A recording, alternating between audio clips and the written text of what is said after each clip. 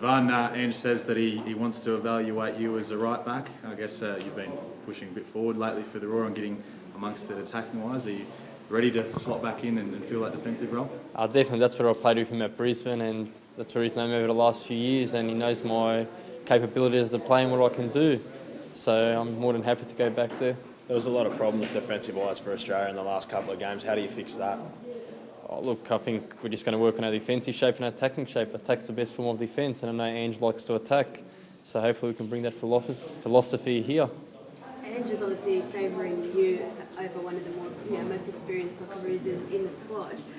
In Wiltshire, is that pressure for you? Kind of looking like you're taking the baton from one of the most experienced guys.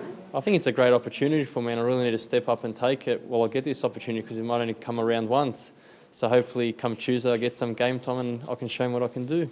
Matt was saying that Ange is really good at maximising players' I suppose potential, really getting a lot out of them. What else is he really good at? What are you looking forward to working with Ange with? Just his trainings, everything's high intensity, and gets the best out of every player training, and which is very important because the way you train is the way you play. Obviously, you're only just back into the squad now, and the group's only just got together. But do you get a sense that there's a feeling that it's a fresh start from the ground up now under Ange after the last regime? Definitely, it's a new coach. Like you said, it's a fresh start for every player, and every player has to show themselves again, and which is very important. We've got great quality players in Australia, and now it's time to transform them to the field. What's the mix, do you think, between, obviously against Costa Rica you want to get a win up and a result, but at the same time you want everyone to have a good run and show what they can do? You sat there and watched the guys lose to Brazil and France and against Canada. What's the right mix, do you think, to get the Australian public back on side? I think the boss Ange knows himself. He's been around the last 3 years, and we've seen what he's done with Brisbane and victory, and I'm more than confident he can do it with the Socceroos and get us back and running again.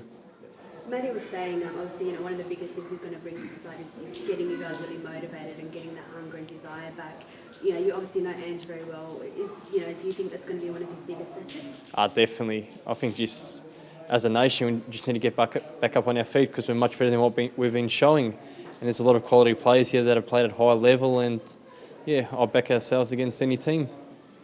First few weeks of the A-League, you've been in some pretty good form yourself, but do you, sort of playing against the other sides, do you sense that there are quite a few guys putting their hand up now, putting pressure on to go to Brazil? Definitely. Ange is a fan of the A-League, and from season 1 to season 9 you can see the improvement in A-League.